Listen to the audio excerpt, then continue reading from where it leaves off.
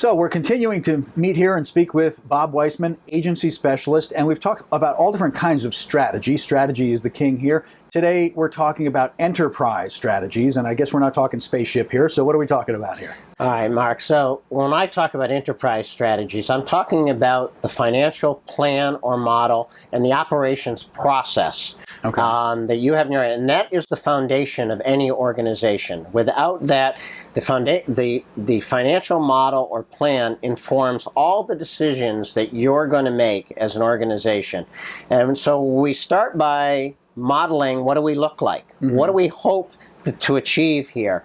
And typically, as we build our financial model, we're always forward-looking. We're looking at least a minimum of a year out, and typically as many as 3 or 5 years out into the future. And building the financial model, we know, is completely iterative. We know it'll change. There are many things that will occur by the time I put it down on paper. Mm-hmm. And it's very easy, as we build the financial model, to do a variety of different things. So I typically recommend that we build 3 different scenarios. Okay. We build our base case scenario, which tells us what we think is really going to happen. Okay. We build a best case scenario that says, whoa, the world's a great place, and we did upselling. And the third piece is the worst case, where things didn't work out quite as well as we had hoped. So as we start to build the financial plan, it's very, very easy to put in place some of our historical data, to put in place our fixed costs. Mm-hmm. What's very difficult to put in place is our revenue projections, and our revenue projections will, of course, inform our variable cost decisions. So when we look at our revenue projections, what I typically ask an agency to do is do 2 different types. Do a top-down, which simply says take your revenue number, put a percentage growth number on it, maybe 20%, and that's your top-down model.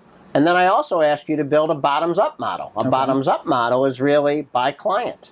Mm-hmm. What do we expect to get out of our current clients, and where might we go based on our pipeline and other things in our forecasts and our projections and so forth. So once we have our revenue model, we have our fixed costs, it's very easy to now plop in variable costs to hopefully drive us to this thing called profitability, net margin, which should be at a minimum of 15% for any agency. Okay, as we look in there. So that's the financial model, and of course there's a lot that goes into that. Mm-hmm. The operations process is what guarantees profitability for you as an organization. Have an effective operations process which flawlessly implements and executes your overall strategy as an organization is what matters. Okay, so as we begin that process, the operations process, it starts with project profitability. How do we measure and monitor each and every project we're doing? And the starting point is always pricing. Okay. How do we price? How do we scope an engagement? Well, most agencies work on project prices or fixed pricing. Okay, and that is the best way to work if you can scope appropriately. Okay, because it incents efficiency.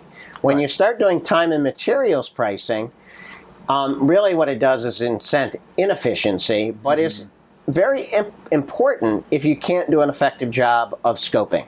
Okay, so now we start to get into the intricacies of how do you measure project profitability, and that is highly dependent upon the project price. Okay, because the more project size you have, the more ability you have to build in your planning, your func specs, your tech specs, a lot of different areas that can be built in. If you have a tight budget, needless to say, you can't do that. And typically, project management is what ensures success. And I always recommend that you build in a 20% of your total price is going to be project management. Okay.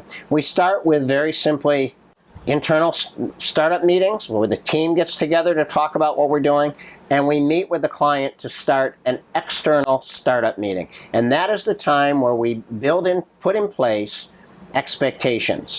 The client expectations of what they're expecting from us and what we're delivering. And that is what will matter when we finally deliver this product, is if those things are in sync, we're in a very good place. Right. Everybody's happy. Everybody's happy. The other thing that we do in a startup meeting is we clearly lay out who are the contact people and who in fact how do they want to be communicated to? Some people like email, some people like status reports, some people like phone calls.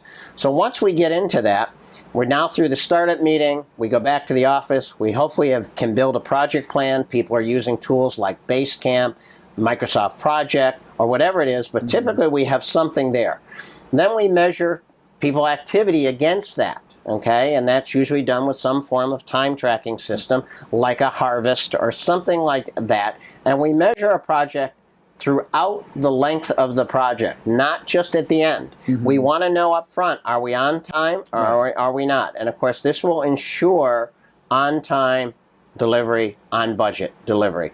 And then as we get to the end of the project, of course, we want to do wrap-up meetings. Those wrap-up meetings are both internal and they're external. Gotcha. Our internal meetings are a great learning opportunity for us as an organization to say, what did we do well? What didn't we do well? Were we profitable? Were we not profitable? The external wrap-up meetings, again, gives us an opportunity to learn from our client how well we did during the project, but it is an outstanding opportunity for us to upsell. This is where we can go into that meeting with more strategies to extend what we've already done. What's next? To get there, and go from there. So like with many of the other things we've talked about in the past, there are a lot of tools that can be used. We're only touching the tip of the iceberg here. But if you build a solid financial plan and you make sure you operate it with operational excellence, you'll be successful as an agency. Well, and as you say, we're not the Salvation Army. We're here to actually implement that financial plan and make profits. So again, if people want to now take what you're teaching me here and apply it to their agency, they can get in touch with you. Bob's your guy, agency specialist and consultant, Bob Weissman. Thank you very much.